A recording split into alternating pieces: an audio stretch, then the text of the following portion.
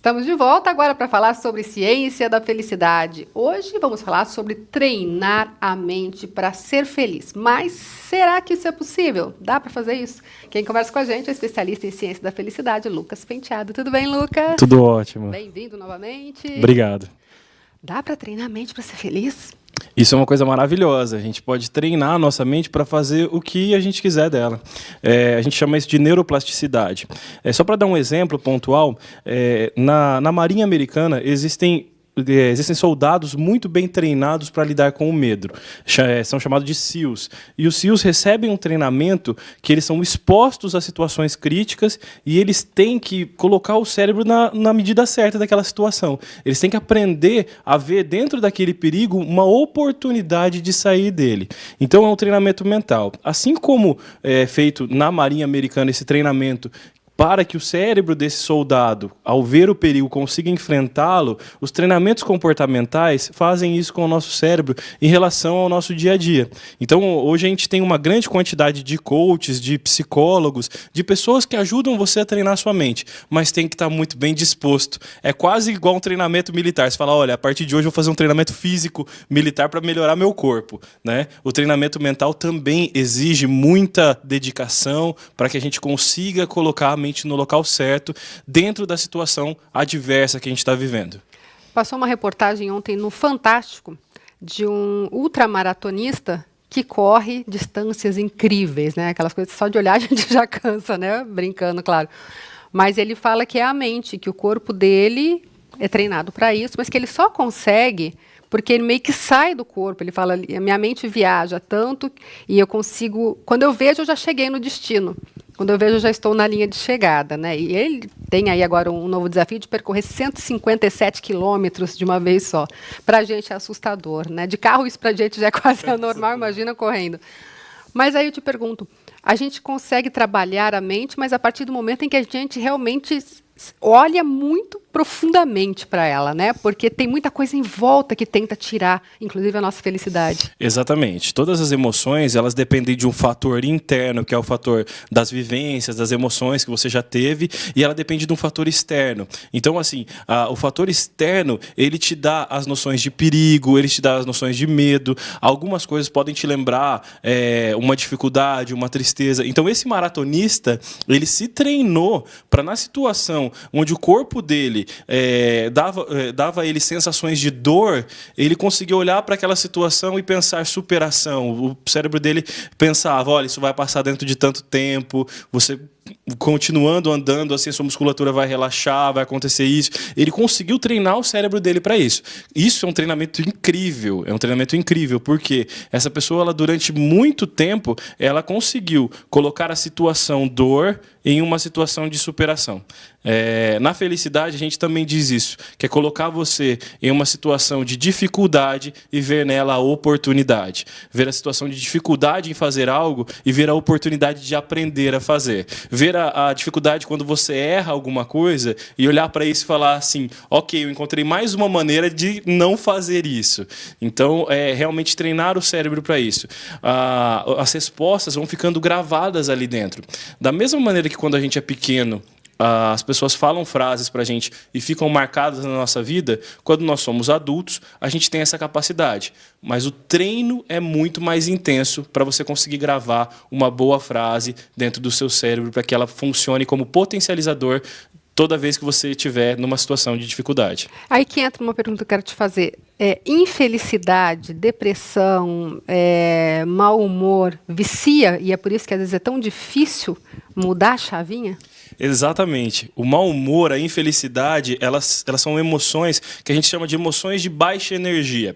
Essas emoções de baixa energia, elas exigem pouco do nosso cérebro, porque elas são emoções que nos deixam mais protegidos. A tristeza é uma emoção que deixa o nosso cérebro funcionar de maneira mais pontual, mais racional, assim como como o medo é algo que faz com que o nosso cérebro funcione de maneira a proteger o corpo humano. Tudo isso está numa parte do nosso cérebro que a gente chama de reptiliano. É a primeira parte criada do cérebro humano.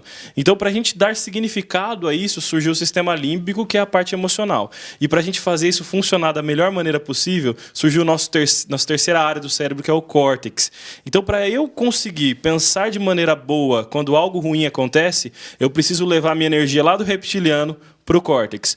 Para eu não reagir com raiva com alguém, porque a raiva é um sentimento extremamente primário. Normalmente é a primeira reação, né? É a primeira reação. Para quando alguém faz algo para mim e desperta a raiva, para eu conseguir levar esse momento para um pensamento e uma resposta calma, eu gasto cerca de 80% mais energia. As pessoas mais felizes também são pessoas que conseguem levar, durante o dia a dia, as emoções para o lado mais racional. Você consegue levar esse lado emocional para um olhar racional positivo, né? Existe olhar racional negativo? Existe, mas é um treinamento. Então, durante a vida é mais fácil treinar as emoções tristes, as emoções de baixa energia, é mais rápido para o cérebro, mais simples, do que você racionalizar isso e pensar em autonomia, né? A gente lembra daquela primeira entrevista que a gente teve aqui, e eu falei que felicidade significava, do latim felicita, ser mais produtivo e fecundo.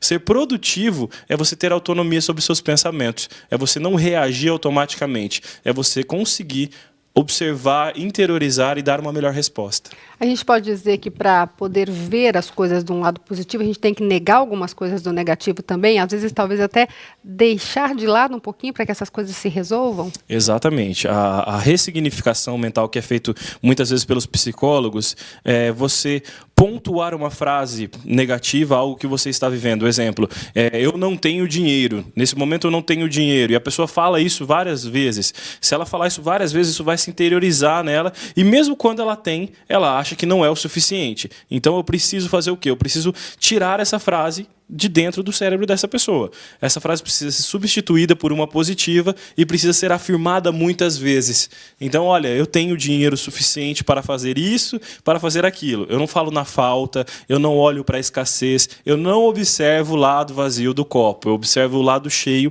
e isso vai tornar o meu cérebro mais tranquilo e mais feliz em relação àquilo. Toda vez que eu resolver algo, eu vou me sentir feliz. Quando eu deixar de resolver alguma coisa, eu não vou me sentir triste. Eu não vou olhar para aquele lado. Eu não vou observar aquilo que eu deixei de fazer. Lucas, a gente falou então dos americanos, né, que trabalham a mente na hora do medo para conseguir superar aquilo. Como trabalhar a mente, então? O que é que dá para fazer? Claro que não deve existir uma receita, mas em que pontos dá para a gente mexer para tentar buscar a felicidade, então, e trabalhar a mente para ser feliz? É muito importante a gente olhar para o que faz sentido para a gente. Para algumas pessoas, o trabalhar a mente está ligado a um momento mais de reflexão, a um momento de pensamento. Inclusive, eu tenho um áudio que eu uso quase todas as noites para organizar o dia, para agradecer o que aconteceu durante o dia e para organizar o dia que virá. Isso traz tranquilidade para a mente. Então, você pode usar um áudio à noite para você relaxar, para você conseguir colocar sua mente no lugar e conseguir olhar para o próximo dia de maneira positiva, com algo que você vai fazer, estar preparado para isso. Você pode também, algumas pessoas gostam de ir de manhã a alguns lugares. Aqui em Maringá tem vários lugares interessantes para a gente poder relaxar, para a gente poder... Espaços verdes, né? Exatamente, deixar a mente fluir e se livrar um pouco do que a gente chama de fluxo. A pessoa, às vezes, ela está num fluxo de vida que é um fluxo de atividades intensas e estressantes. Se ela não consegue sair desse fluxo em momento nenhum, ela começa a ter uma perca de energia, e essa perda de energia vai causar a ela uma tristeza, uma vontade de não executar coisas boas, né? Com certeza você já ouviu, as pessoas também já escutaram alguém dizer assim: mas eu não tenho vontade de fazer nada. Termino meu dia de trabalho às 6h30, às vezes às 7h30, eu não tenho vontade de fazer absolutamente nada. Isso significa que o fluxo entrou num momento que ela se cansa e ela não consegue enxergar uma outra forma de viver o dia. dia. Isso baixa até a imunidade da gente, né? Sim, existem pessoas que a imunidade baixa automaticamente e existem outras pessoas que têm baixa de imunidade no final do ano. A gente vem chegando agora para o final do ano, algumas pessoas elas trabalham durante o ano todo e você olhando por fora está tudo bem, ela está mostrando realmente que o trabalho dela é bem feito, ela está se esforçando, está dando o melhor de si. Aí chega no final do ano, entra em férias e fica doente.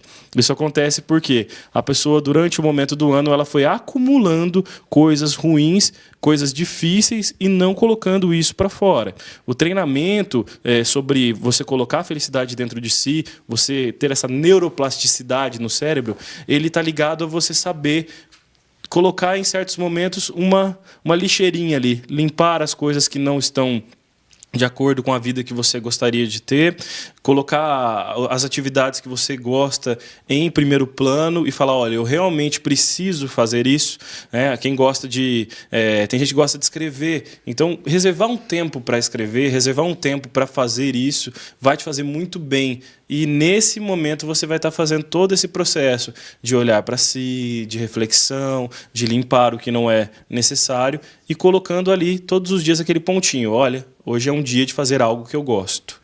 Se dar pequenos presentes. Exatamente. Não precisa ser financeiro. Claro, a gente está falando de presentes, né, coisinhas boas para a gente no dia a dia. Senão daqui a pouco a pessoa sai gastando para ficar feliz. Isso não vale.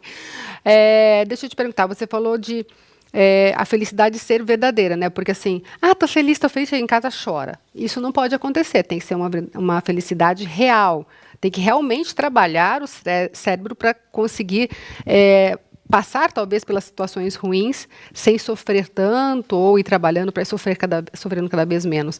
Porque também é isso que você falou, tem gente que, tudo bem, como vai, tá feliz no dia a dia, chega em casa, desaba. E aí não é felicidade, né? Isso acontece bastante. A gente vê uma série de pessoas hoje vivendo em momentos depressivos por ter que encarar uma outra realidade que não é a dela, por ter que demonstrar ser um profissional que ele não é, muitas vezes, e às vezes também deixar de lado o seu comportamento natural.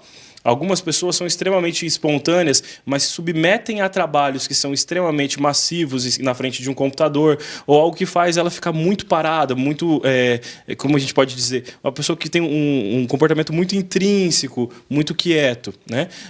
Essa pessoa, se ela estivesse num local onde ela pudesse trabalhar mais com as pessoas, atuando de maneira mais positiva, falando, colocando esse pensamento para fora de si, ela se sentiria mais feliz. Só que acontece, a gente aceita determinados trabalhos por determinadas razões sociais. E a pessoa diz assim, olha, eu estou trabalhando nisso por quê? Porque eu preciso pagar as minhas contas. E aí a gente entra no ciclo vicioso da infelicidade, né? Eu continuo pagando as contas, eu continuo fazendo novas contas. E tem uma frase de um grande pensador, não vou lembrar agora o nome dele, mas é um pensador econômico que ele diz, não há milionário que eu não consiga tornar miserável. Porque todo ano que eu lanço alguma coisa nova, eu faço essa pessoa pensar, eu quero, eu desejo. E a miséria está em você desejar coisas que nesse momento não te pertencem, né? Esse pensamento que traz a tristeza, que traz a infelicidade e que traz sempre a busca de ter um pouco mais, ao invés da busca de aproveitar o que se tem. E assim, para a gente ir encerrando, o ideal é já começar logo cedo, acordar de manhã e já tentar, pelo menos, colocar coisas boas na mente. Isso. A gente pode começar até no dia anterior, até numa programação anterior. Como eu disse do áudio, a gente tem, às vezes, um papel, algo para a gente escrever antes de dormir, para a gente programar o próximo dia. E a gente programa o próximo dia com os pontos positivos que você vai ter naquele dia. Isso realmente funciona. Você programa os pontos positivos e os pontos difíceis, os pontos negativos, você acaba passando por eles de maneira a não percebê-los. Quando a gente deixa a programação de lado, quando a gente deixa de fazer isso ou de manhã ou à noite antes de começar o dia, a gente tem uma tendência a olhar para os pontos mais negativos, porque eles causam uma dor, e a dor é uma emoção muito forte, e deixar de lado as emoções positivas. Emoções positivas lá em cima sempre. Exatamente, no primeiro topo da lista ali. Legal. Obrigada mais uma vez, viu, pela participação.